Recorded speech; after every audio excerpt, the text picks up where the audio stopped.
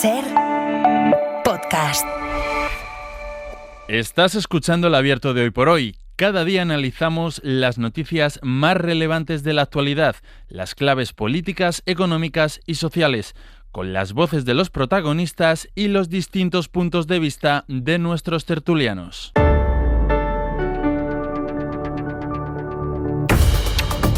Este es el tiempo del abierto, que es tanto como decir que es el tiempo que dedicamos cada mañana en el Hoy por Hoy a la reflexión, al análisis.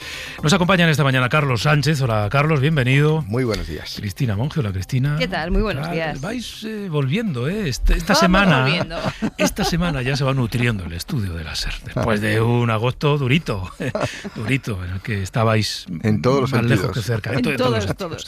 Y enseguida vamos a saludar, de hecho vamos a saludar ya a Josep Martí Blanc, que está en Barcelona. Josep, buen día.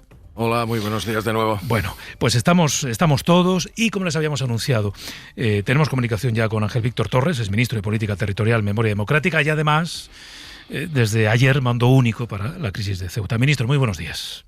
Hola, ¿qué tal? Buenos días. Gracias por acompañarnos. Usted está desde ayer en Ceuta. No sé si ha llegado para quedarse mucho tiempo. Bueno, llegamos el día de ayer, hoy tenemos también actividad y reunión con el presidente de la ciudad autónoma y también se constituirá, una vez que se ha publicado lo que es el mando único, que es un órgano colegiado. Y como ya adelanté también ayer, compareceré mañana jueves en el Congreso porque también lleva consigo la inmediata comparecencia, con lo cual volveré a Madrid, pero mi intención es regresar a Ceuta, sí. Okay. Tiene esta reunión del Comité de Situación, creo que se llama así, ¿no? La primera reunión que usted va a liderar como mando único. No sé si tiene claro ya cuáles van a ser las primeras decisiones o qué es lo más urgente ahora mismo. Bueno, lo más urgente, y ayer ya tuvimos un avance, nada más aterrizar, fui a ver al presidente Vivas y amablemente pues tuvimos una reunión larga, privada, y luego tuvimos la posibilidad también de poder saludar a representantes vecinales que estaban en las cercanías del despacho del presidente.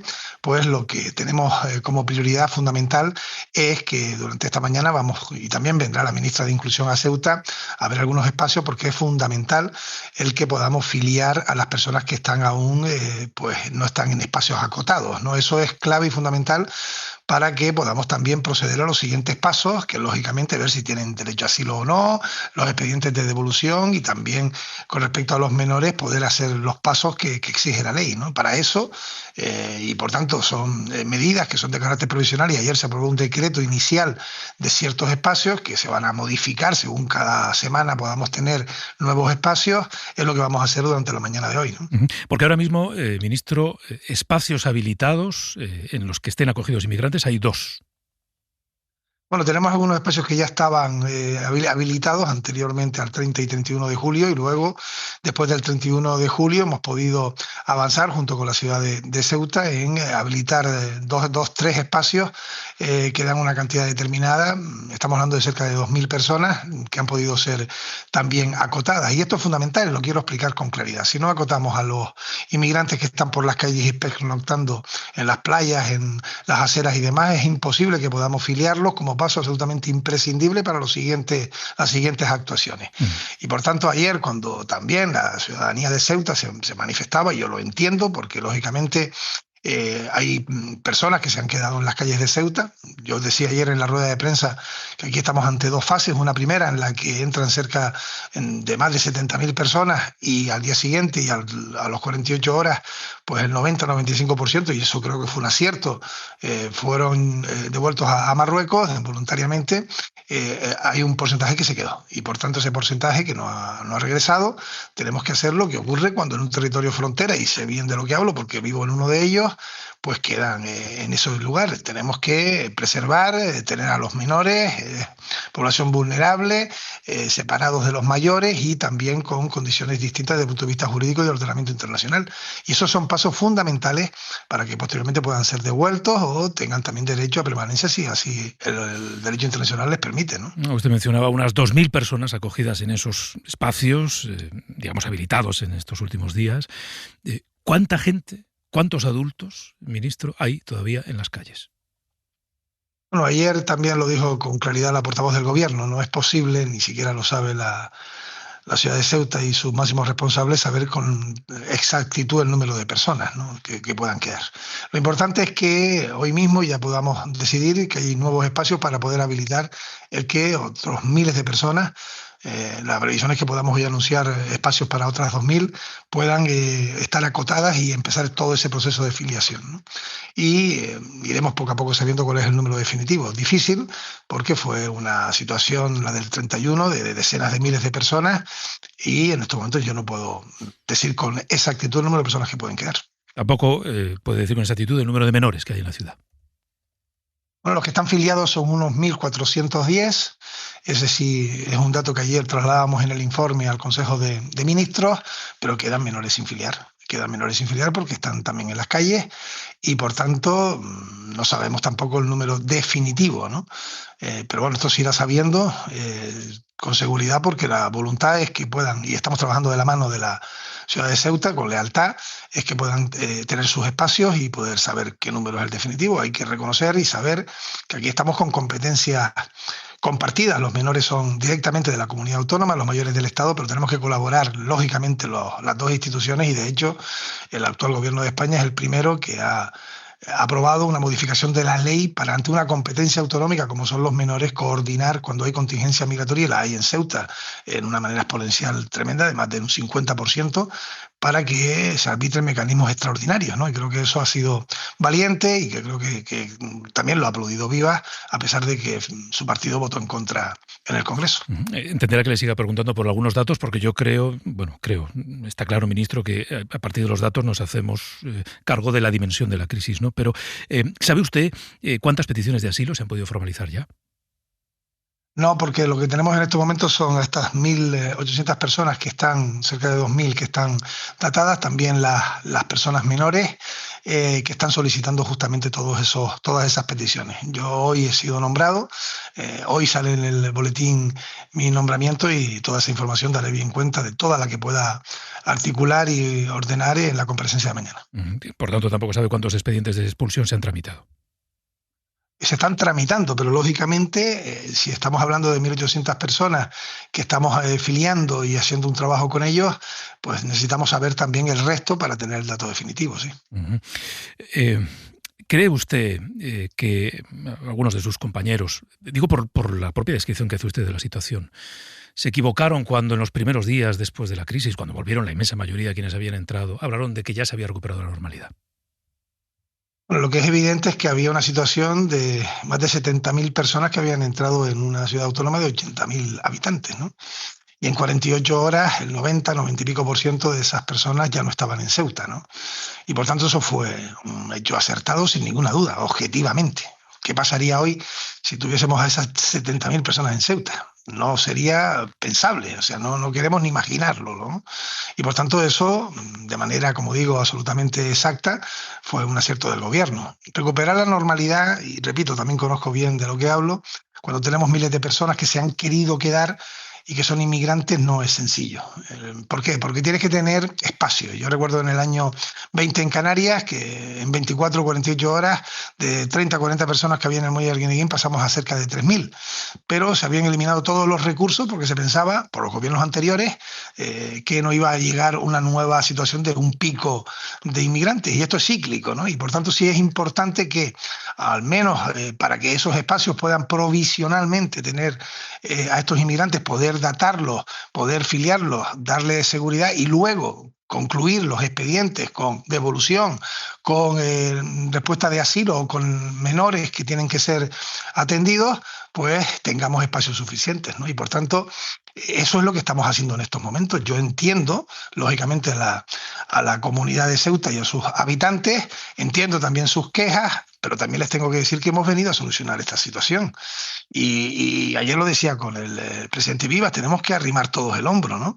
Cuando, por ejemplo, uno llega y se le grita, yo lo entiendo porque están, lógicamente, con una decisión de que sea cuanto antes posible, pero también tengo que decir que son expedientes que no son sencillos. Hay que recordar que en el año 21, y con un acuerdo con Marruecos y con un acuerdo entre el gobierno de España, de mi color político, y el gobierno de Ceuta, de otro color político, se devolvieron menores que finalmente concluyeron con 2 condenas a 2 en este caso responsables, una vicepresidenta de la Comunidad de Ceuta y una delegada del gobierno, y eso fue porque con sentencia que finalmente así se firmó, no se habían respetado los procedimientos, y por tanto eso también lo entendemos o lo debemos entender todos. Hay que hacer las cosas como marca la legislación, y en eso estamos, ¿no? Claro, porque entenderá también que una parte de la sociedad ceutí se pregunte cómo y cuándo se va a cumplir con ese compromiso de que, y de hecho es un término que se utilizó por algunos compañeros suyos, de que en Ceuta no quede casi nadie de los que se han quedado.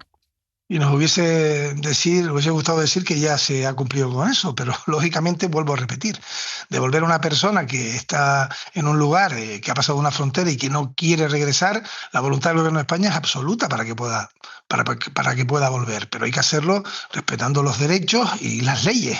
Y el ejemplo lo tenemos en Ceuta, que no tenemos que ir más lejos.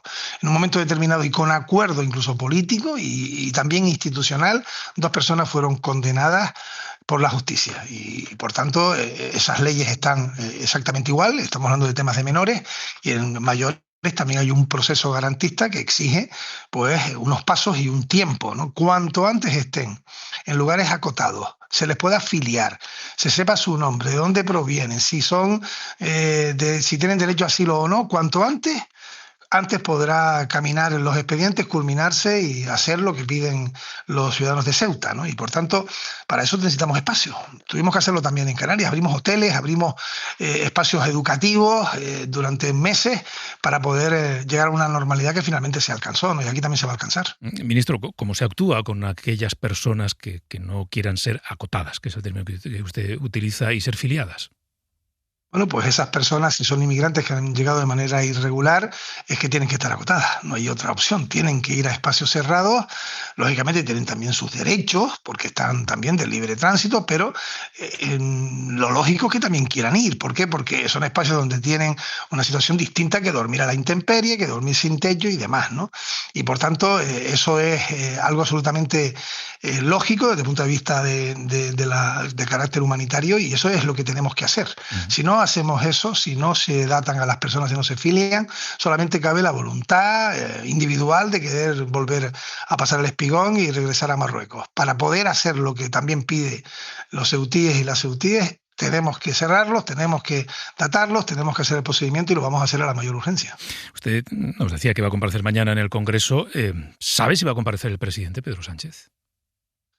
Pues hoy mismo se va a registrar a petición propia del presidente solicitud de comparecer en el Congreso de los Diputados. Lo va a hacer en la mañana de hoy, y por tanto pues ya anuncio que eso va a producirse, y ya será la mesa quien decida el día, ¿no?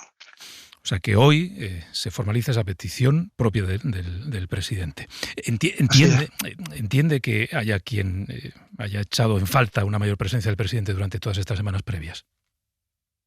Bueno, yo, como hombre que llevo en política desde hace muchísimo tiempo, entiendo otra cosa es que la comparta cualquier crítica, ¿no? Pero también tengo que volver a repetir que el día 2 de agosto el 90-95% de las personas que entraron en Ceuta habían sido devueltas, que hemos tenido un permanente contacto con la ciudad de Ceuta. Yo mismo estuve aquí, pero muchos otros ministros también, en semanas en las que hemos trabajado para aprobar medidas económicas como los 25 millones de euros que ayer se aprobó en el Consejo de Ministros, habilitar espacios, dar comida a estas personas con todo el carácter humanitario, traer recursos de otros lugares para habilitar esos espacios, y en permanente contacto con la ciudad de Ceuta. Esto no es sencillo, esto no es fácil, y sé de lo que hablo. Esto es muy complicado, y también creo que saca lo mejor y lo peor de muchas veces de las personas. Hay personas que están acogiendo en sus casas a personas que han venido de Marruecos, a familias enteras. Quiero también reconocer el trabajo de todas estas personas que de manera voluntaria y solidaria atienden al que viene de fuera. Hay quienes, sin embargo, lanzan mensajes xenófobos contra personas de una manera absolutamente injustificada, ¿no? Por eso digo que saca lo mejor y lo peor. ¿Nosotros qué queremos? Y tienen derecho a ello todos los ciudadanos de Ceuta, alcanzar la normalidad que tenía Ceuta a comienzos de julio. Es decir, una ciudad acostumbrada a la convivencia interracial, como es Canarias, como es Melilla, con una convivencia pacífica que se eleva contra quien persiga al que es de otra cultura, de otra religión, y que ha sido modélica. Y en estos momentos esa normalidad, en definitiva, la tenemos que alcanzar. Seguro que usted escuchó ya ayer a su compañera, la ministra de Defensa, que entre otras cosas dijo que se había llegado tarde y algunas cosas se habían hecho mal en esta crisis. Bueno, ella hizo una reflexión propia y yo creo que siempre las cosas pueden ser mejorables, ¿no? Pero también tengo que decir que no es sencillo enfrentarse a una crisis de esta envergadura, ¿no? Y como no quiero cansar, como también lo he sufrido en otros momentos, también yo recibí al gobierno que yo presidí críticas en el año 2021. Luego la gente tiene su posibilidad de manifestación en democracia a través de las urnas y ahí también manifiestan quién cree que se hizo las cosas con el mayor de los esfuerzos y quienes hicieron populismo o demagogia. Nosotros estamos trabajando con el mayor de los esfuerzos y en eso tiene el compromiso la comunidad de Ceuta, los ciudadanos y ciudadanas de Ceuta, que nos vamos a dejar la piel para intentar alcanzar esa normalidad y por supuesto reconocer que hay cosas que a lo mejor se pudieron hacer mejor, tampoco es algo que no sea propio de los seres humanos, ¿no? Sobre los avisos del CNI, ¿usted a quién cree? ¿A Robles o a Marlaska? Bueno, ayer estábamos en la rueda de prensa, justo cuando estaba compareciendo la ministra de Defensa y automáticamente se le preguntó al ministro del Interior, ¿no? Antes de sus declaraciones, y el ministro del Interior fue claro. Se reporta todos los días la situación, había habido un aumento de unas 1.000 personas en 7 días, si no recuerdo mal que fue lo que dijo, pero en ningún caso hubo ninguna comunicación de que íbamos a tener una llegada de decenas de miles de personas a Ceuta, ¿no? Y por tanto fue claro en su manifestación. Y creo que bueno, fue una respuesta prácticamente in situ a lo que era la intervención de la ministra, ¿no? Porque entiendo que a usted como ministro no le llegó este verano ninguna pista, aviso, comentario de otros compañeros sobre lo que podía ocurrir. No, es que si hubiésemos tenido constancia de que se iba a producir una llegada de decenas de miles de personas, pues automáticamente la actuación tendría que haber sido otra. Primero, comunicación directa al presidente y actuaciones de todos los mandos del gobierno y de cualquier institución, desde los ministerios propios, interior, exteriores, defensa y demás, que el resto del gobierno, y por tanto eso no se produjo porque se hubiese reaccionado de otra manera, como ayer dijo perfectamente el ministro del Interior, ¿no? No le voy a robar mucho más tiempo, que sé que tiene bastante trabajo y otros compromisos, pero usted lo mencionaba, ayer se vio en privado con el presidente de Ceuta, ahora que ya hay un mando único, ahora que se han tomado algunas decisiones que él venía reclamando, ¿le vio usted más tranquilo, más satisfecho? Bueno, yo agradezco que ayer mismo, nada más aterrizar, pudiéramos hablar. Aclaramos algunas cosas sobre el decreto de los recursos y también quiero ser claro, eso es un documento que va a ser modificable, lo dije ayer, antes de que se publicara y por tanto abierto a que los espacios sean aptos para poder acoger a los menores y a los mayores y poder, como digo, filiarlos. Y en ese sentido, pues hay propuestas que hoy mismo vamos a ver con miembros de su gobierno y yo le agradezco pues que me recibiera y también que pudiéramos departir un rato largo, incluso como dije antes, saludar a representantes vecinales. Y él tiene claro una cosa, o debe tenerla, ¿no? Y esto que significa que todos tenemos responsabilidades. Todos tenemos responsabilidades. Los menores directamente son de la comunidad, los mayores del gobierno de España, pero no es cuestión de meterle el dedo en el ojo al otro. Es cuestión de ponerle la mano en el hombro al otro y decir qué podemos hacer para ayudarnos y sacar lo mejor de esta situación, ¿no? Y deberíamos hacerlo, también lo decía yo ayer y se lo decía también a él, sin sesgos políticos, ¿no? Yo creo que hay cosas que funcionaron bien durante otras crisis migratorias, y recuerdo también la de Canarias o de otra índole, en la que la oposición también se colocaba al lado del gobierno, ¿no? Yo creo que en estos momentos no debe haber oposición y gobierno, debe haber lógicamente una respuesta única y en ese sentido pues vamos a trabajar, yo lo voy a hacer con absoluta lealtad al presidente de la ciudad de Ceuta. ¿Y él cree que ha sido leal con ustedes? ¿Usted cree, quiero decir, que Vivas ha sido leal con ustedes? Él ha llegado a decir, en algunas de sus intervenciones este verano, que el gobierno ha abandonado a Ceuta.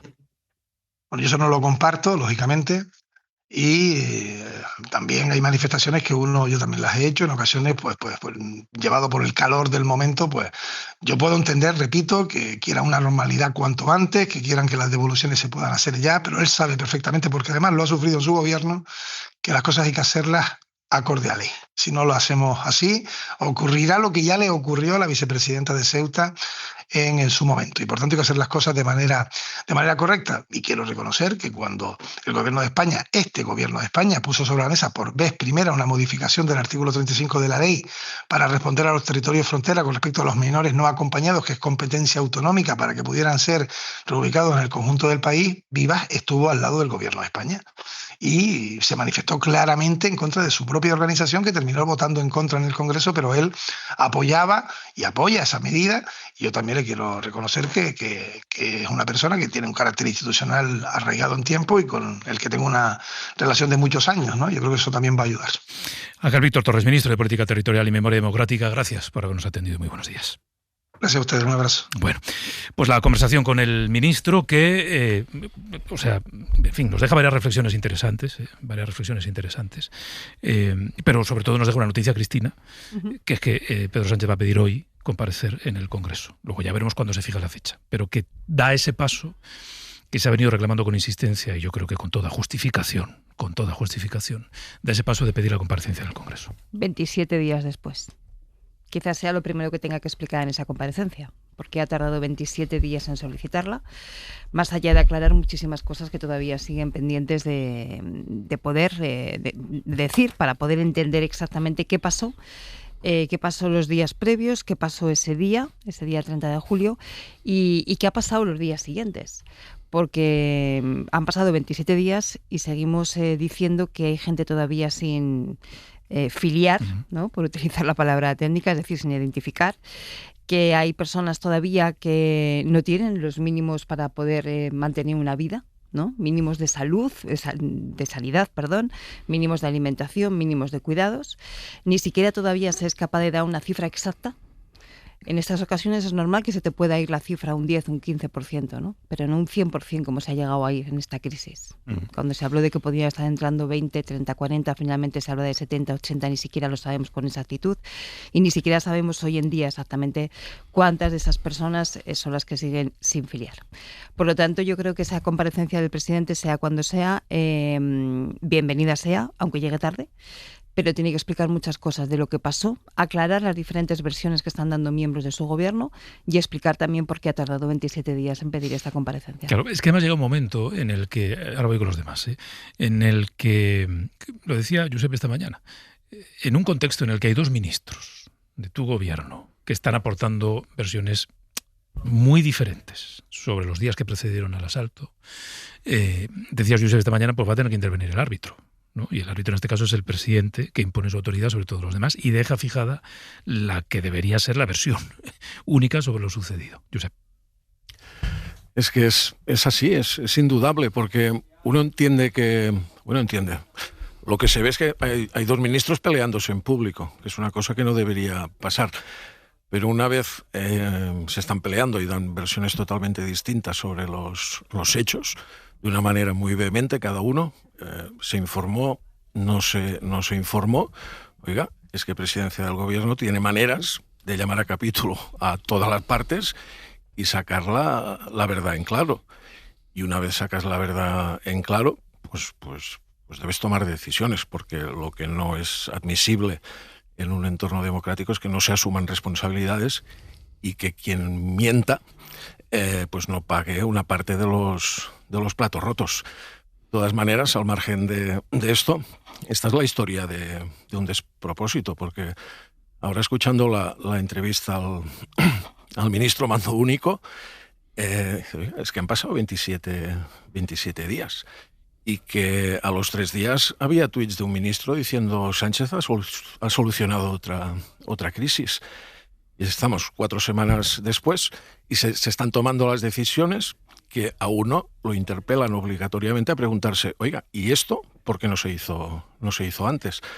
Porque escuchando al ministro Torres lo que parece es que los hechos se produjeran hace 3, 4, 5, 6 días. Oiga, no, hace 27.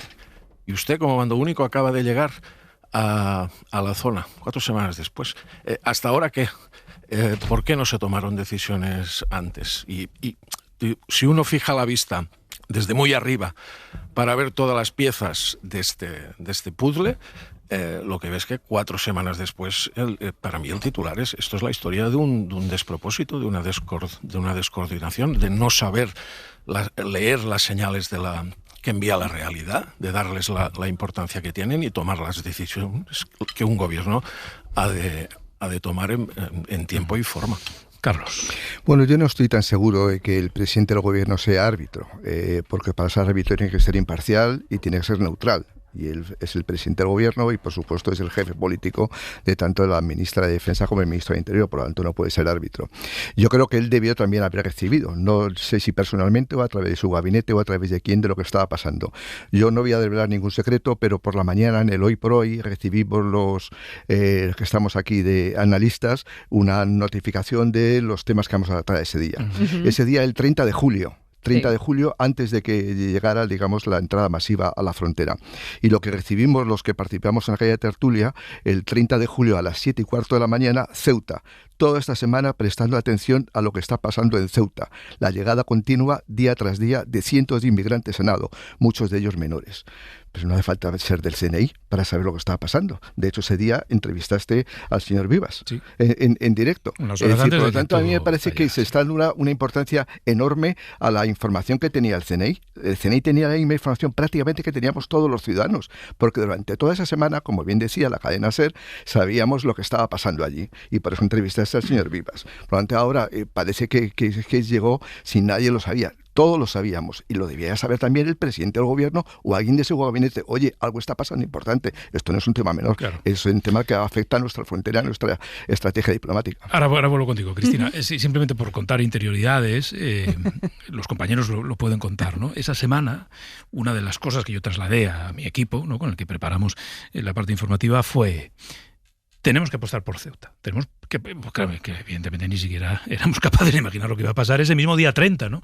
Pero estamos recibiendo noticias de este goteo constante. El presidente de la ciudad autónoma está diciendo hay un cambio relevante en el paradigma de lo que está ocurriendo. Ojo, ojo, ojo. Y nosotros dijimos, bueno, pues vamos a poner ese ojo, ¿no? Luego ya, ese mismo día que entrevistamos a Vivas, pasó luego lo que pasó por la noche, ¿no?, por la tarde.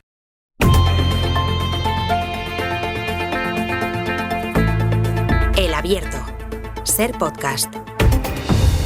Bueno, seguimos en El Abierto con Josep Martí Blanc, con Carlos Sánchez y con Cristina Monge. Estábamos analizando, bueno, lo que nos ha dicho el ministro de Política Territorial y Mando Único, la descripción que hace de la situación actual, las explicaciones que da sobre lo que se ha venido haciendo hasta ahora, de manera más o menos indirecta. Voy contigo, Cristina, que me pidas antes la palabra. Quiero decir, el ministro sí que va estableciendo algunas respuestas a esas dudas que tenemos todos, ¿no? Él dice, se han estado haciendo cosas.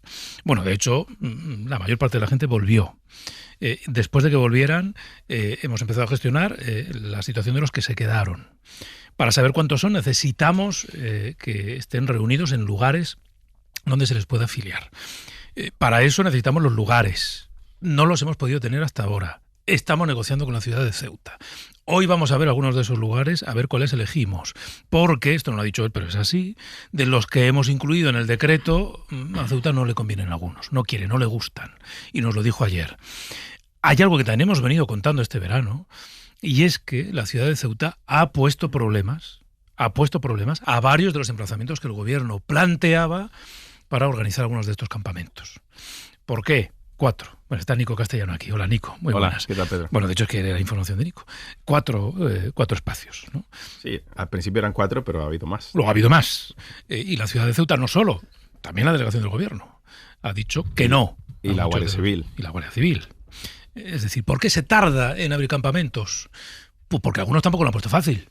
Esto es así. ¿Y por qué no lo ha puesto fácil? Pues porque hay una intención política en el gobierno de Ceuta, que es que la ciudad no transmita la imagen de que acoge a todos los que llegan y que crea campamentos excepcionales y que esa es la idea que se transmite más allá de las fronteras. Pero al final la realidad se ha impuesto y es imprescindible organizar esos campamentos, Nico. Y sobre todo creo que hay una gran ingenuidad, y es pensar que los que se querían quedar se iban a ir voluntariamente después de varios días. Claro. Había una tesis en cuerpos y fuerzas de seguridad del Estado, en cuerpos militares y en parte de las autoridades políticas que hacía pensar que no tratándoles bien, que no habilitando lugares de acogida, que no dándoles comida caliente, se iban a ir. Y muchos de esos niños que tienen un proyecto migratorio, y sobre todo los solicitantes de asilo sudaneses que llevan años viajando, gazatíes, yemeníes, no se van a ir. Y creo que el gobierno ha tardado muchos días en darse cuenta de la realidad, pero efectivamente ha habido una cadena de impedimentos para agilizar este tipo de acogimiento más allá de la gestión política, y en la que claramente, con respecto al 21, la ciudad autónoma habilitó inmediatamente naves en el Tarajal, dicen, bueno, en aquel momento las teníamos preparadas porque era el COVID y había lugares digamos, de confinamiento, había literas, etcétera, etcétera. Ahora tenían las mismas naves y tenían otras instalaciones y el ejército tiene capacidad logística de montar campamentos en unas horas. Lo hemos visto, como montaron las tiendas de campaña en el parking, y no se hizo. No se tomó la decisión de hacer eso inmediatamente. Y no se tomó porque tenían la idea ingenua de pensar que los que habían cruzado se iban a ir rápidamente. Y frente a la hipótesis de que se vayan, está la otra exigencia, que es pues, que los echen. ¿No? Que los echen, que los cojan en masa y los echen. Y el ministro lo que nos viene a recordar es, no se puede hacer.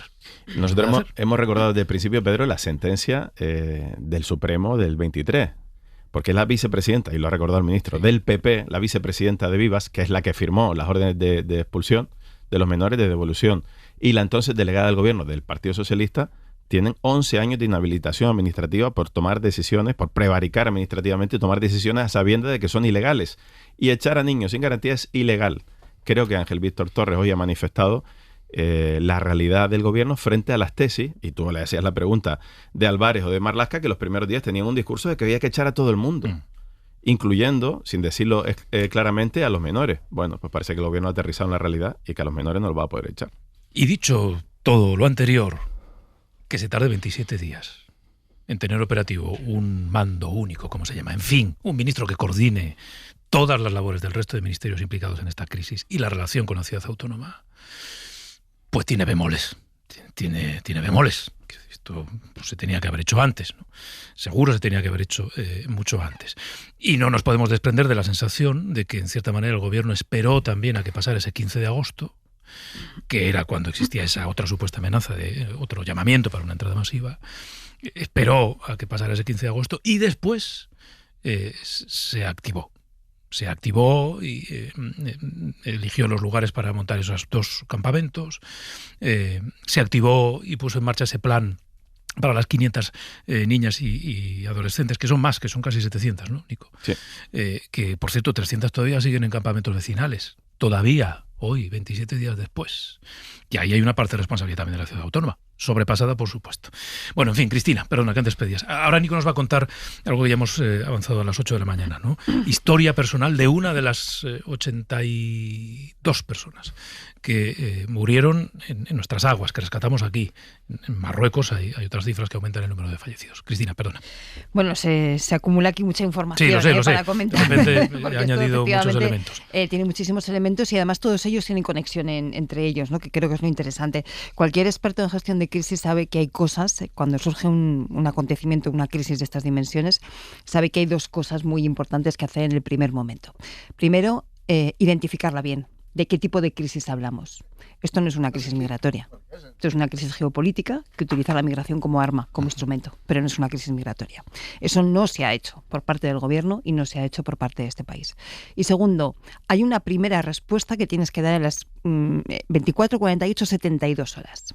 A día de hoy, abrir instalaciones, identificar naves o poner al servicio, ¿no?, del operativo medios para poder gestionar, identificar, cuidar a las personas que siguen ahí, cada minuto que pasa es más difícil, porque la convivencia se empieza a envenenar, porque empieza a haber tensiones en todos los sentidos y por lo tanto cada vez va a ser más difícil. Entonces esos 2 elementos que hay que hacer en las primeras horas que aparece una crisis, que es identificarla bien y dar una respuesta rápida de inmediato, eso no se ha hecho. Y vuelvo entonces a lo que estábamos hablando previamente de si había información, si no había información, esto que llevamos hablando todo el verano, ¿no?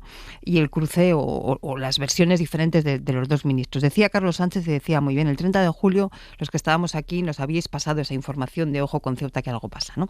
Pero es que 3 días antes el presidente Vivas había intentado ponerse en contacto con el presidente del gobierno de España. Ya había hablado con su jefe de gabinete, que según nos cuentan en diferentes medios de comunicación, la respuesta que dio fue: estos son los pasos a nado que hay habitualmente en estas épocas de verano y por lo tanto no es nada alarmante, ¿no? No sabemos si había un informe del CNI o no, ¿no? Unos ministros dicen que se informó, otros dicen que no, ¿no? En las diferentes versiones que han ido dando, lo vimos ayer, ¿no? Robles por un lado, Marlaska por otro, se hablaba de cosas que efectivamente dejaban al menos 3 preguntas, ¿no? La ministra Robles decía, ¿se informó de qué? Se informó de que había más cruces a nados de lo habitual, se informó de que se estaba preparando algo por redes sociales, se informó de la dimensión, no sabemos, ¿no? Se informó cómo, se informó por escrito, se informó verbalmente, porque se puede informar verbalmente o no, más allá de que pueda haber documentos o no, que no lo sé, ¿no? Y se informó a quién, porque no solamente se tiene que informar o se puede informar a un ministro o a unos secretarios de Estado, también se pueden informar a altos mandos de las fuerzas y cuerpos de seguridad del Estado. Son 3 zonas grises en la cual los 2 ministros, si os fijáis, han dejado mucha información sin desvelar. Y por lo tanto, por ahí efectivamente se puede colar algo que nos ayude a entender qué pasó. Pero lo que sí que sabemos es que el presidente Vivas había intentado contactar con el presidente del gobierno 3 días antes. Por lo tanto, es imposible en estos momentos pensar que no se sabía. O si se sabía, que no se dio la dimensión, la importancia o la magnitud que luego hemos visto que tenían.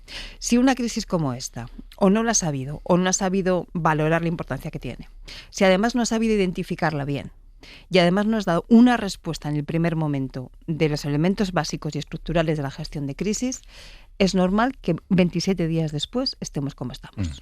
Voy a añadir alguna duda más respecto a lo que, y voy contigo, Carlos, y luego yo, respecto a lo que ayer decía la ministra de Defensa, ¿no? Yo, después de escucharla, pensaba, bueno, si el CNI informó, que no lo sabemos, porque no sabemos el detalle de esa información, sobre la magnitud de lo que podía ocurrir. Imagínate que el CNI tiene la certeza de que puede haber decenas de miles de personas que pueden intentar entrar. Si esto era así, no parece que personal de la delegación del gobierno fuera el interlocutor al que avisar por la magnitud de la amenaza, ¿no? Si el CNI tenía claro que la amenaza era de esa magnitud, pues digo yo que habrían informado a la ministra, a la propia ministra, ¿no? Y si la ministra lo sabía, digo yo que lo siguiente sería, oye, presidente, que me dicen que puede ocurrir algo de una dimensión desconocida, ¿no? Así que, bueno, en fin, es verdad que no sabemos los términos en los que se avisó. Que había avisos, sí. Bueno, de hecho, y esto también lo contamos, Nico, vamos a recordarlo, por eso que te tengo aquí. Este verano, otra de las cosas, otra de las novedades que hemos ido aportando es que en los días previos a la entrada masiva de personas, había comunicaciones dentro del propio gobierno, entre diferentes estamentos del gobierno, en las que se avisaba de lo que ya estaba ocurriendo o se ponía el foco sobre lo que estaba ocurriendo. Que es que el goteo constante de entrada de personas a nado superaba lo que venía siendo habitual. De hecho, los mensajes no solo son esos avisos del CNI y de Cuerpos y Fuerzas de Seguridad del Estado y de brigadas de información de distintos cuerpos y fuerzas de seguridad del Estado. Tal y como contamos en la cadena SER, el 21 de julio, en una comunicación de la Secretaría de Estado de Seguridad con altos cargos del Ministerio de Migraciones preparando posibles lugares de acogida ante la posible llegada más numerosa de lo que llamaban entonces la crisis de los nadadores, se decía literalmente, y lo recordamos en la cadena SER, en esa comunicación la Secretaría de Estado de Seguridad le dice a Migraciones, abro comillas, la situación puede llegar a ser crítica, esto va a ir en aumento.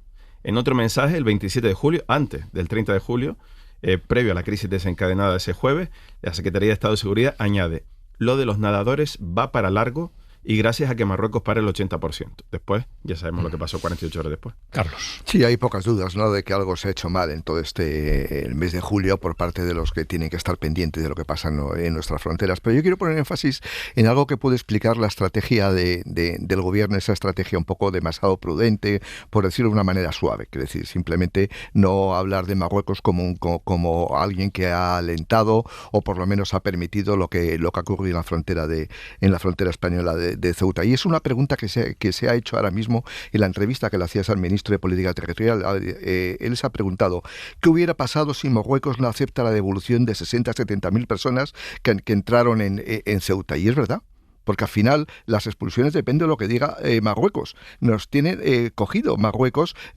no solamente en ese volumen de 60 a 70 mil personas que se hubieran quedado en Ceuta, sino también los menores no acompañados o los adultos que están ahora mismo en Ceuta. A mí me hace mucha gracia cuando se dice, no, aquí que es expulsarlos, como dijo el señor Feijóo.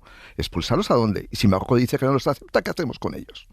¿Qué hacemos con ellos? Que hay una ley que Al cumplir. final, por eso es lo que puede explicar la estrategia excesivamente prudente del gobierno con Marruecos, porque sabe que al final la sartén por el mango la tiene Rabat y no la tiene Madrid. Carlos, pero eso son las primeras 48, 72 horas que efectivamente creo que sí que se hizo una muy buena gestión por parte del gobierno de España. Que mucha gente no lo entendió, que pidió el propio Partido Popular y mucha parte de la opinión pública y de los medios de comunicación pidieron mano dura con Marruecos. Pero claro, si Marruecos cierra sus fronteras y no acepta, pues ahora habría mismo en Ceuta viviendo 150.000 personas. Claro. En una población que tiene 80.000 personas. Es decir, yo creo que esa pequeña... puede parecer pequeño el debate político, pero es muy importante para entender esto. Tenemos un problema con Marruecos y la única manera de solucionar que no seamos tan vulnerables es haciendo política de Estado. Que esté el gobierno, la oposición, las fuerzas, las instituciones, todos detrás del gobierno, sea del Partido Popular o sea del Partido Socialista. Me da exactamente lo mismo. El gobierno, Marruecos detecta perfectamente, huele la sangre inmediatamente cuando ve debilidad en el Estado español y procura ese tipo de acontecimientos.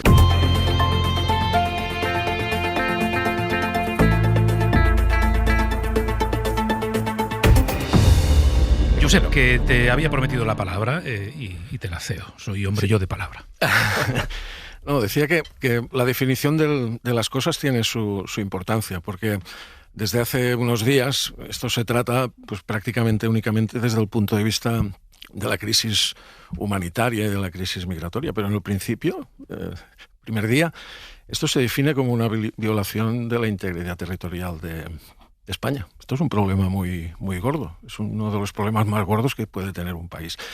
Y que esa definición, que después te lleva al análisis de las guerras híbridas y las actuaciones en las zonas grises, de difícil atribución, cuál ha sido el papel de Marruecos, todas estas cosas. Pero tiene su importancia a la hora de manejar los dos debates que tenemos ahora. Uno, el de qué información se tenía, porque los servicios de inteligencia del CNI, la inteligencia militar, si todo esto al final solo sirve para pasar información de fuentes abiertas y hacer un resumen de prensa de lo que todos ya sabemos, pues algo se ha hecho mal, porque los servicios de inteligencia están para otras cosas, para manejar otro tipo de fuentes, para calibrar la información y elaborar inteligencia y, por tanto, anticipar escenarios. Si es que se ha producido una violación de la integridad territorial de España, esto te lleva a pensar que en el terreno de la información algo no se ha hecho bien. Y si esa información ha existido, pues entonces lo que se ha hecho mal es calibrarla y tomar las decisiones acordes. Y esa definición inicial de lo que pasó, pues también tiene relevancia ahora a la hora de analizar por qué el gobierno ha tardado tanto en tomar decisiones como la del mando único, porque nos hemos olvidado de lo que se dijo al principio. Al principio lo que se dijo es eso. Se diga, han violado la integridad territorial de España. Y para un Estado moderno, ese es uno de los temas más importantes que debe abordar, porque entre otras cosas el Estado existe para defender las fronteras y el bienestar de sus ciudadanos, ¿no? Y dices, bueno, pues entonces ¿qué? Se informó a la delegación del gobierno por teléfono el 30 de julio, el día antes, oiga, que hay nadadores. Dice, bueno, sí, esto hace una semana que lo sabemos. No, es que hay muchos, sí, esto hace una semana que lo sabemos.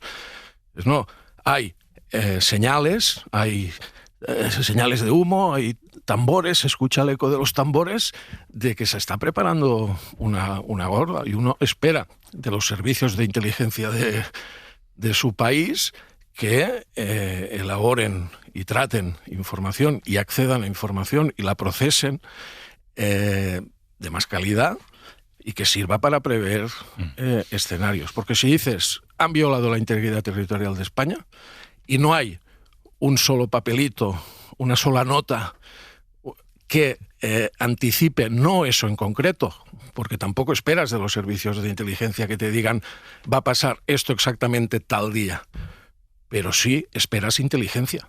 Y la inteligencia es eso, manejar información para anticipar escenarios, no solo manejar fuentes abiertas y resúmenes de prensa, que eso no hace falta tener servicios de inteligencia, solo hace falta tener una empresa de press clipping. Dejadme que vaya a Barcelona. Gisela Rodríguez. Hola, Gisela, buenos días. Hola, ¿qué tal? Buenos días. Porque políticamente hoy va a haber otra novedad que hemos conocido hace unos minutos y que tiene que ver con Junts, que tiene que ver con sus acuerdos y relaciones con el gobierno y con el PSOE y que tiene que ver con las competencias en política de inmigración. Pues sí, exacto, porque esta mañana otra vez Junts per Catalunya va a registrar en el Congreso la proposición de ley para la delegación a la Generalitat de las competencias en inmigración. Este paso llega después que los de Puigdemont exigieran al gobierno español que excluyera a Cataluña de una posible repartición de menores no acompañados a raíz de la crisis migratoria de Ceuta. ¿Qué sabemos de la proposición que va a registrar Junts? Pues hasta ahora de momento poca cosa. Sabemos que sí que va a haber cambios en el preámbulo y que en principio el artículo se mantendría, pero es cierto que esta mañana pues tiene que haber una rueda de prensa de Miriam Nogueras donde dará todos los detalles de lo que sepa o de lo que registra esta proposición. De hecho, ya el año pasado, después de muchas negociaciones, Junts y el PSOE llegaron a un acuerdo en esta cuestión, pero recordemos que la ley fracasó en el Congreso en el primer debate ya porque no solo topó con el rechazo de Partido Popular y Vox, sino también con el rechazo de Podemos, que acusó a los de Puigdemont de racistas justo por esta proposición de ley. Bueno, pues este es el río revuelto, el momento del río revuelto, ¿no? Y Junts va a registrar ese nuevo texto de la proposición de ley. Gracias, Gisela. Venga, adiós. Y hoy se cierra, se lo contábamos a las 8 de la mañana, hoy se cierra en Ceuta el capítulo más trágico de esta historia, que se prolonga ya 28 días, pero que a pesar del intento de buena parte de la clase política por silenciarlo, no puede ocultar el duelo de al menos 82 familias que no se han podido despedir, que no se van a poder despedir de sus seres queridos. Hoy se va a enterrar a los últimos 9 muertos por esta tragedia, los únicos 9 que tienen nombre identificado. Allahu Akbar. Esta tarde se va a repetir este ritual, este rezo simbólico. Un grupo reducido de trabajadores del cementerio de Sidi Mbarek y de la única funeraria musulmana que hay en la ciudad, que desde el viernes están enterrando a los ahogados cuyos cadáveres han sido encontrados en el lado español. Es un ritual en el que les gustaría estar a los 2 hermanos de Younes. Younes es un joven de 19 años, es uno de los nombres de los muertos que hoy podemos poner aquí en la SER, gracias al trabajo sin precedentes que ha realizado la Guardia Civil. El equipo de medicina legal de Ceuta, reforzado también por media España, ya el intento desesperado de un pequeño grupo de familias que finalmente no va a poder llevarse los cuerpos de sus seres queridos a Marruecos porque su gobierno, el gobierno de Marruecos, lo impide. Bueno, Nico, que estás por aquí, has acompañado a una de estas familias en todo el proceso en las últimas 2 semanas desde que los encontraste en Marruecos y esta noche te han confirmado que hoy Younes va a ser enterrado en Ceuta.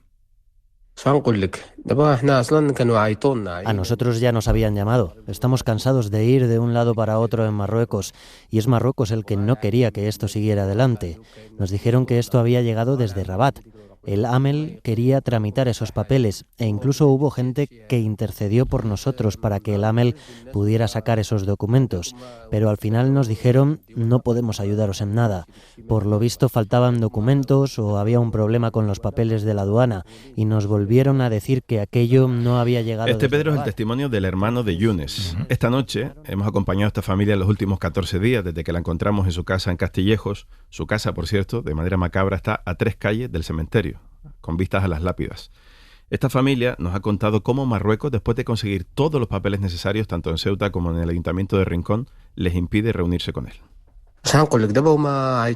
Ayer nos llamaron, es decir, nos avisaron con antelación, porque todo esto se ha alargado bastante.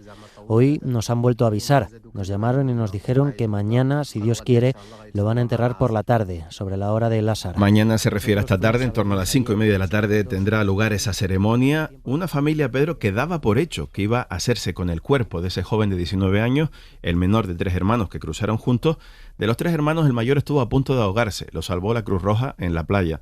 La segunda era su hermana y el tercero, este joven de 18 años, que por cierto se ha identificado porque su huella estaba en el registro de menores de la ciudad autónoma. Había sido un joven tutelado por la ciudad autónoma. había vuelto a visitar a la familia, no quería de hecho venir a nado. Finalmente la hermana también explicaba esa esperanza de reunirse con el cuerpo. Mi hermano dice que ha visto el documento, que los papeles de Ceuta ya están todos terminados, pero que el Ayuntamiento de Marruecos aún no nos ha dado una respuesta. Este era el trámite, primero que el Ayuntamiento no firmaba, finalmente el funcionario firmó, pero desde Rabat en los últimos días dijeron no se aceptan los cuerpos. Hemos visto dos escenas, dos coches fúnebres que llevan esos cadáveres a la frontera y finalmente en la frontera Marruecos los rechaza. Dos de las familias, la de un joven de 21 años y la de otro joven de 20. Entre los muertos hay muchas historias, Pedro, pero sobre todo hemos querido ahondar un poco más en la historia de esa familia. Sí, es la historia de una familia que tiene un duelo que no puede terminar, que no puede cerrar, enterrando en este caso al menor de los hermanos, el menor de 3 hermanos, 30 de julio. Cruzan juntos a nado a Ceuta. El mayor, como contaba, también estuvo a punto de ahogarse. Claro, los otros 2 están escondidos, están destrozados. Su madre, con quien también has hablado, Nico, se ha quedado sola, se queda destrozada, claro, al otro lado de esa frontera que ha cegado esa vida para siempre. Una madre que al principio, Pedro, estaba totalmente temerosa y que se sentía también engañada y estafada porque había recibido muchas llamadas de gente que le ofrecía mediar a cambio de dinero para traer el cuerpo de su hijo. Hay gente que ha ido a hablar con él, con mi hijo mayor, que está allí acogido con unos amigos como si fuera de mi parte, y le piden el dinero que ha ido recogiendo de la gente que le ha donado. Para que te hagas una idea, Pedro, le llegaron a pedir 8.000 euros por traer el cuerpo de vuelta, luego 3.000. Finalmente reunieron el dinero necesario, en torno a 1.500 euros, para que la funeraria trajera el cuerpo, pero Marruecos lo ha impedido. Necesitan un certificado del muerto para que nos lo traigan. No sé si ha sido una señora o unos amigos. Esta madre, cuando la conocimos al principio, confiaba todavía en esos papeles y finalmente nos explicaba quiénes eran sus hijos y por qué cruzaron el 30 de julio. Mis hijos no son niños de la calle. Se fueron porque en la calle estaba todo el mundo corriendo hacia la frontera y decían que quien se iba encontraría algo, pero sin saber qué iban a hacer. Y el pequeño, pobre, al que le pasó eso, estaba pensando en no ir. Era el pequeño, acababa de cumplir 18 años, cumplió años en España. No sé qué pasó, él salió de aquí como a las 4 de la tarde, se lo dijeron sus hermanos y él decía que no se iba, que todavía tenía cosas que hacer aquí en Marruecos y al final se fue. Al final se fue, los hermanos vieron el cadáver de su hermano en la playa del Tarajal, fue uno de los primeros cadáveres en ser recuperados, pero tardaron días en decírselo a la madre. De los 82 cuerpos recuperados en Ceuta, que forman parte del expediente judicial de esta tragedia, han sido enterrados 73. Y quedan esos 9 que les decía que van a ser enterrados esta tarde.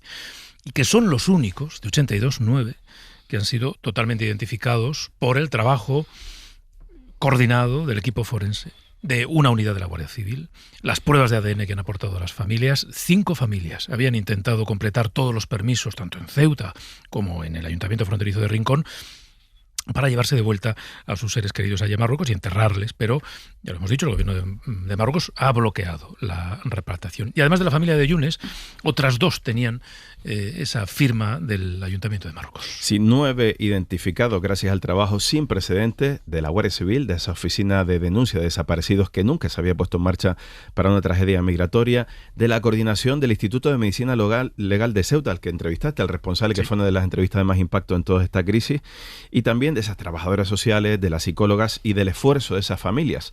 Solo 3 han podido cumplimentarlo. Recordemos la imposibilidad de esas familias para cruzar a España y aportar, por ejemplo, sus pruebas de ADN, las dificultades de conseguir un visado para cruzar y reclamar esa identificación. Y también, ojo, España ha cedido todas las huellas a Marruecos, tienen el registro policial y podrían inmediatamente activar la búsqueda de la familia. Todavía no consta en España que lo hayan hecho. Hemos hablado con el teniente Adam Collante Mohamed, que ha sido el coordinador de esta labor por parte de la Guardia Civil.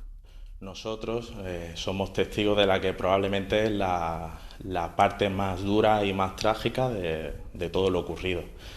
Nosotros, junto a los médicos forenses, a la autoridad judicial, tenemos la responsabilidad tanto legal como moral de darle nombre, de devolverle sus nombres a las 82 personas fallecidas. Devolver los nombres a las 82 personas fallecidas. Un trabajo coordinado que ha sido muy complicado porque era la primera vez en la historia que se hace.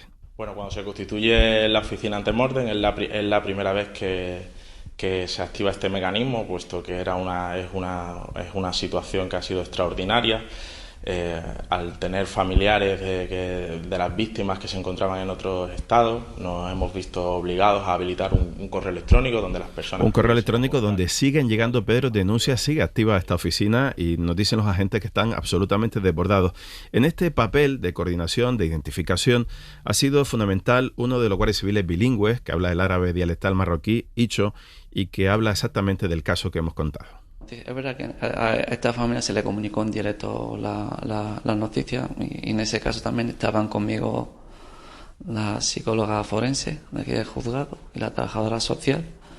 Y es verdad, en ese momento era de tristeza, no eran capaces de expresar lo que querían. Los dos hermanos se quedaron impactados cuando Icho les comunica en esa oficina que su hermano finalmente ha sido identificado y que se podría llevar al otro lado. Habla del caso de este chico, de los 3 hermanos, pero también le impactó especialmente uno de los primeros cadáveres recuperados en la playa que tenía 74 años. Me ha impactado el primer día, la verdad. Fue un señor, el primero que identificamos, por un señor de 75 años. Claro, y un hombre mayor, tal. Pensamos de que cuál era el objeto de ese señor de venir a Ceuta. Claro, y siempre hay una historia por detrás.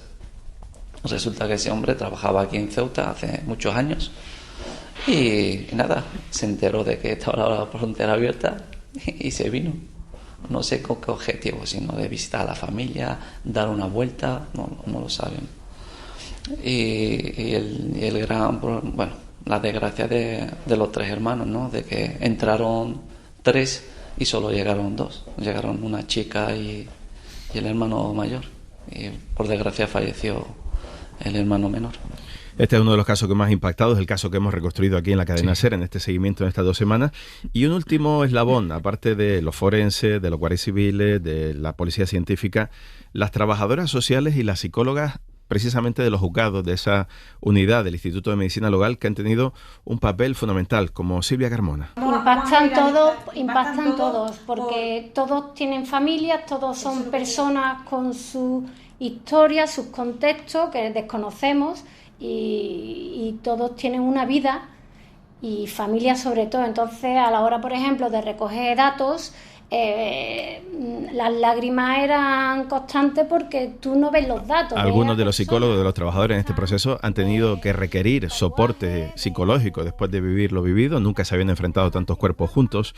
Y nos decía la psicóloga Gemma María Rodríguez, la psicóloga forense de la ciudad, que había casos especialmente dramáticos. Una de las familias que atendimos, bueno, pues fue impactante el conocer un poco su historia sin dar datos. Sí que puedo decir que eran varios hermanos que intentaron cruzar y de los 3 pues se ahoga el hermano pequeño. ¿El drama cuál era? Pues que los hermanos mayores se sentían culpables de haber arrastrado pues al hermano pequeño. La problemática que tenían, pues que no se lo querían comunicar a su madre. Aquí se cierra el círculo, Pedro. Los hermanos impactados no querían contárselo a la madre, finalmente se lo cuentan a la madre. Nosotros visitamos a la madre en Marruecos y hemos podido reconstruir, a raíz de una publicación en las redes sociales en las que se publicaba la foto de Yunes pidiendo información a ver si alguien sabía el paradero. Hemos hecho ese seguimiento y hoy queríamos poner nombre, devolver los nombres, como dicen los agentes de la Guardia Civil, a esas 82 víctimas que tienen familia, que no tienen un duelo terminado y que en este caso, por la imposibilidad de Marruecos de recuperar a los pocos que han hecho el esfuerzo para identificarlos y llevárselos a su país, pues no van a tener ese cuerpo de vuelta. Gracias, Nico. Esta también es parte de nuestra responsabilidad, cuando tenemos que contar una realidad, es, en este caso, intentar poner nombre a las pocas personas a las que se ha podido poner nombre, de las 82 que murieron. Porque, claro, se corre el riesgo de deshumanizar a las víctimas de esta crisis. Por supuesto, a los que están malviviendo todavía en la ciudad de Ceuta, pero también a quienes han perdido la vida. 82 recuperados aquí. Hay otros datos del lado marroquí que han manejado algunas organizaciones, que hasta donde yo sé nunca confirmó oficialmente el gobierno de Marruecos. Pero hablemos de los que nosotros conocemos, ¿no? Y yo creo Con esto vamos a cerrar este capítulo, Carlos, que este es un ejercicio que debemos hacer, en la medida, claro, en la que Nicolás ha conseguido, ¿no? Con su impecable periodismo conseguimos poner nombre a algunas de las víctimas. Sí, para humanizar está la radio, y el trabajo de Nicolás Castellanos es extraordinario, realmente merece la pena escucharlo, pero la humanidad yo creo que se ha perdido probablemente en Europa, ya no solamente en muchos medios de comunicación y en algunas partes del sistema político, pero que hay que recordar algo, yo creo que se nos olvida muchas veces. La Unión Europea, la Comisión Europea decidió 7 países, definió como países seguros para subcontratar la inmigración. 7 países, entre ellos Marruecos. Es decir, y alguien debería preguntarle a la presidenta de la Comisión Europea, ¿usted cree que Marruecos es un país seguro cuando está chantajeando, cuando está utilizando la inmigración como rehenes para su estrategia diplomática de conquistar Ceuta y Melilla? Evidentemente es un fallo del sistema diplomático europeo. Marruecos es un país que está impidiendo que sus ciudadanos puedan volver a su país porque no los quiere. Ni siquiera quiere a los cadáveres. Y la Comisión Europea mira para otro lado y dice que Marruecos, como Turquía, como India, como Egipto, como Túnez, son países seguros para la inmigración. Esa política de subcontratación de la inmigración da vergüenza en el siglo XXI. Cristina y luego Josep, y ya cambiaremos de tema. Y niega los principios de la propia Europa, de la propia Unión Europea. Yo creo que hay que agradecer, no solamente felicitar, sino agradecerle a Nico Castellanos ese trabajo que hace, que ayuda a devolver los nombres a todas esas víctimas, porque sitúa el debate en un punto que no podemos dejar que se nos escape y que no podemos olvidar. Y es que el fenómeno migratorio va de vidas humanas y va de dramas como el que acabamos de escuchar del pequeño Younes y otras parecidas. Estamos viendo cómo la ultraderecha, y ojo, también la derecha no ultra, está utilizando en el conjunto de Europa y también en España la migración como un arma contra, no solamente en este caso, la integridad territorial de España, como definió el presidente del gobierno en los primeros días, sino como un arma contra las democracias europeas. Y a mí me duele muchísimo y veo con profunda tristeza cómo ese arma de destrucción masiva, como lo están planteando, efectivamente lo que está haciendo es hacer saltar las costuras de una Unión Europea que inmediatamente se ha visto dividida y fragmentada por esta cuestión. Hemos visto que en tiempo récord 22 países de la Unión Europea firmaban una carta criticando al gobierno de España por sus políticas migratorias acorde con los derechos humanos.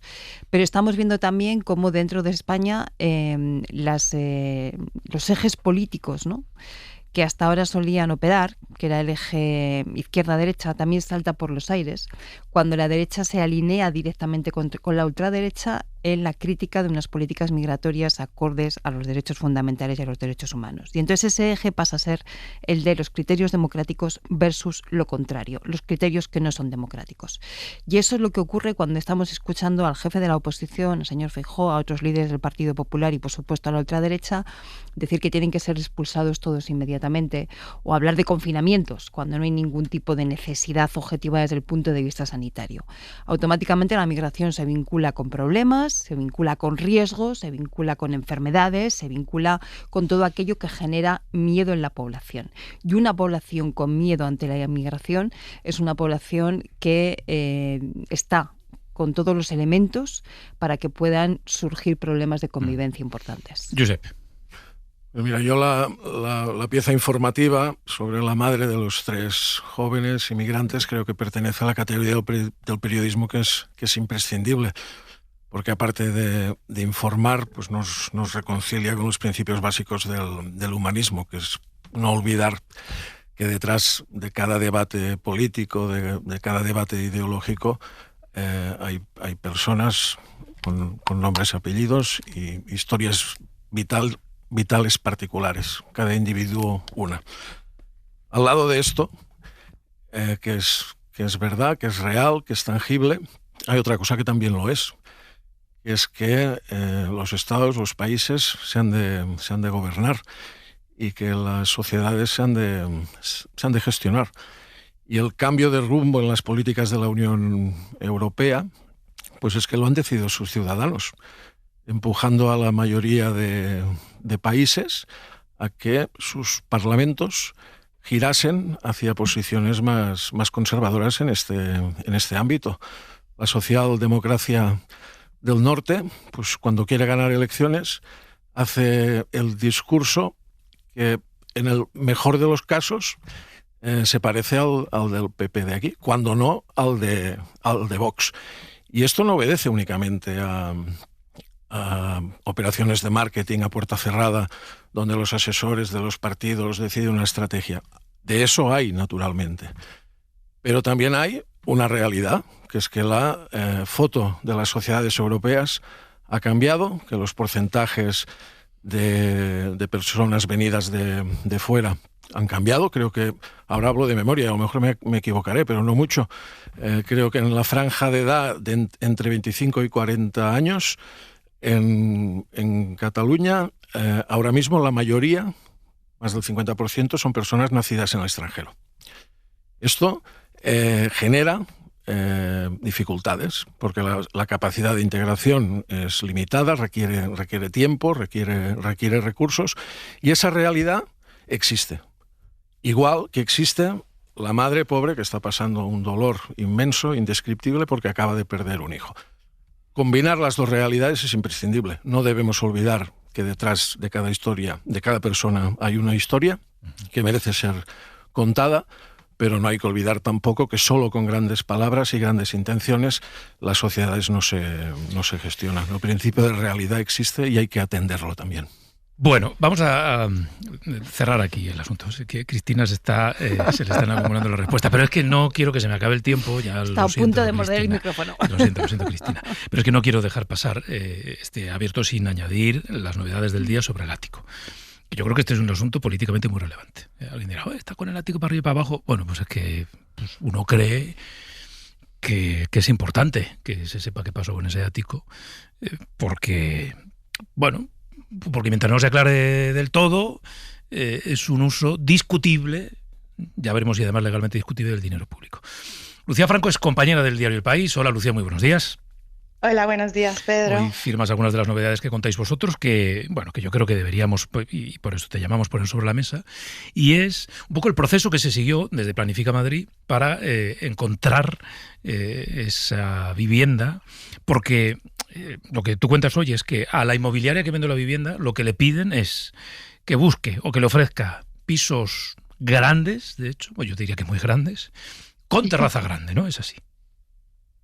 Sí, tal cual. Nuestras fuentes nos confirmaron ayer que el gobierno de Ayuso vio 2 pisos en la zona de Chamberí y en la calle Pinto Rosales, que primero vieron un piso de 4 millones de euros, de 300 metros, con una gran terraza, y ese no les gustó tanto, así que ya después vieron el ático con las características que ya todos sabemos, 400 metros, 200 de terraza, y ese fue el que finalmente compraron. Lo que nos llamó la atención es que las características que pidieron cuando se acercaron ellos a la inmobiliaria eran muy específicas. Claramente en ningún momento se mencionó la palabra oficina o algo local, parecido a eso. Como diría Feijóo, local. Sí. Claro. Entonces buscaban vivienda, ¿no? Esto es así. Y con esas características que os llamaron la atención, y que el resumen es que sea grande y que tenga terraza grande. Y sobre todo que ellos fueron los que tuvieron ese contacto con la inmobiliaria buscándolos a través de un anuncio cuando el ático ya estaba a la venta, lo cual hace pensar que posiblemente ellos ya sabían que ese ático existía y que querían realmente ese inmueble. Claro, y otra cosa que también contáis es que otra de las condiciones que se plantean es que ese ático debería estar, el ático, el piso, lo que buscaban, este local con forma de ático, debía estar en Chamberí o cerca de Chamberí. Sí, bueno, era una de las zonas que todos sabemos que es de las favoritas de la presidenta, donde ha vivido toda su vida, y justo pues este ático que tiene estas características tan particulares de estar muy cerca del colegio donde creció, de la casa de su madre, que llama aún más la atención pensar que no era simplemente un piso cualquiera para de repente unas reformas en la Puerta del Sol o para cualquier consejería que se pudiera necesitar. Como dijo dijo o repitió ayer el consejero, sino que parecía que tuviera una intención mucho más clara. Claro, y vosotros, bueno, como todos, seguís preguntando a Planifica Madrid y a la Comunidad de Madrid y de momento explicaciones, pues las que han dado, ninguna más. Seguimos con muchas preguntas. Esperemos que el consejero ahora que va a hablar en la Asamblea nos las pueda aclarar. Lucía, muchas gracias. Un abrazo. Muchas gracias a ti. Bueno, este es un tema en el que yo creo que, Carlos, hay que hacer el seguimiento, ¿no? Porque es que además, quiero decir, cada cosa que se sabe... Es peor. Y hay que tirar del castellano viejo, aquello que decía caballo grande, ande no ande. Sí. Que decía aquí simplemente se busca el tamaño de la terraza, cosa que es incompatible con una oficina de trabajo, ¿no? ¿Para qué quiere una terraza de 200 metros cuadrados en un sitio que está destinado a oficinas? ¿Alguien fuma? Es decir, es una cosa realmente sorprendente. Pero ya no se puede fumar en que sea en el ámbito laboral en la terraza, ¿y quién lo va a ver? Por eso es el ático, que no tienes vecinos arriba. No te ve nadie, solo te ve Dios. Me imagino trabajando con los ordenadores en el ático, allí en la terraza, quiere decir, pero con el sol que hace en Madrid, ahora en verano, trabajar ahí. Igual el de Argüelles es que estaba mal orientado. Al norte, porque, claro, esta mañana, ¿no? Es una terraza de orientación norte, en Madrid nada, mucho frío. Nos lo tomamos a broma porque yo creo que ya por una cuestión de autodefensa, ¿no? Pero es un caso gravísimo, sí. Donde efectivamente yo creo que cada noticia, cada cosa que sabemos apunta en la misma dirección que todos hemos sospechado desde el primer momento. Y es que Isabel Díaz Ayuso quería tener allí una vivienda, yo creo que oficial, hay quien dice que ni siquiera oficial, no lo sé, pero desde luego todo apunta hacia eso, ¿no? Qué curioso que, menos mal que en las democracias, ¿no?, y España lo es, existen medios de comunicación, existe la oposición y existe sobre todo una sociedad civil que yo creo que es más crítica y más informada de lo que a veces nos parece, ¿no? Y la judicatura. Y la judicatura, efectivamente. Y el ámbito administrativo. Entonces, existe todo eso, ¿no? De tal manera que muchas veces, aunque se nos quiera hacer comulgar con ruedas de molino, desde el minuto cero la sociedad tiene claro qué es lo que está pasando. Tengo un minuto, Josep, para ti. Yo sé que a ti te gustaría, solo por esto, vivir en Madrid. Para tener este hilo del que tirar. Mira, en este tema creo que las cosas son lo que parecen, y como en tantas otras ocasiones, lo que subyace es el intento de engañar a la gente, porque no hay ningún problema en que un gobierno autonómico llegue a la conclusión de que su presidenta merece una residencia oficial. Eso exige un debate público, una mayoría, tomar las decisiones y asumir el coste político si lo hay. El problema es hacerlo por la puerta de atrás, y cuando los focos iluminan esa intencionalidad y esas decisiones que ya se han tomado, pensar que puedes acabar con el debate y la asunción de responsabilidades diciendo, oiga, no me pregunten más porque esto está puesto a la venta. Ahí hay un daño patrimonial, hay un desembolso que se ha hecho, hay una venta que se tiene que hacer ahora, ya veremos por qué importe, y hay sobre todo la exigencia de ser claro en las explicaciones, que creo que la intuición a todos nos llevan a pensar que es la que yo acabo de dar. También te digo una cosa, yo por un ático de 4 millones de euros en Pintor Rosales ya me doy por satisfecho. Es decir que... Es que es poco ambicioso, Pedro. Es que despreciar un ático en Pintor Rosales hay que tenerlo... Pero te diría que incluso un estudio en Pintor Rosales, un apartamento con cocina americana en Pintor Rosales. Pero pudiendo tenerlo en tu barrio de toda la vida, ¿no? Bueno, muchas gracias a los tres, que ha sido un placer. Muchas gracias. Un abrazo a todos.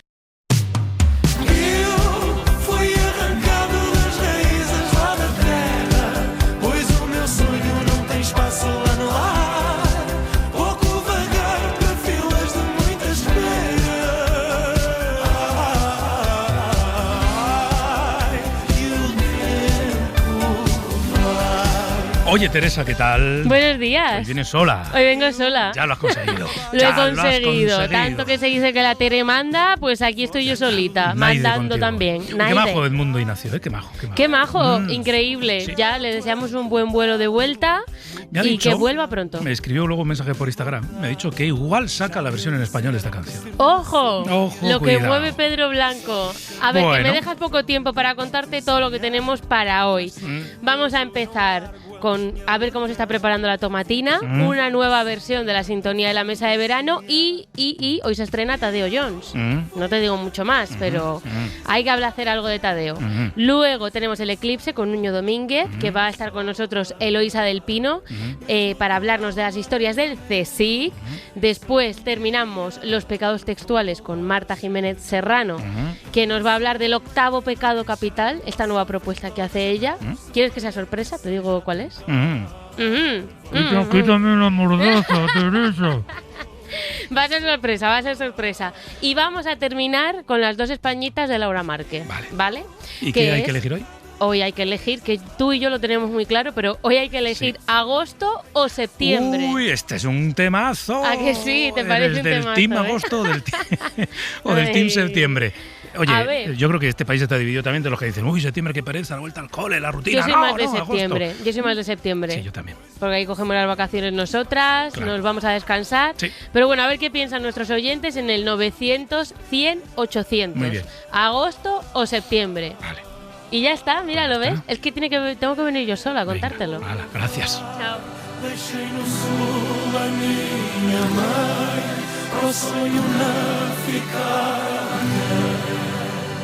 Hoy por hoy y sus mejores momentos siempre en la aplicación de la SER.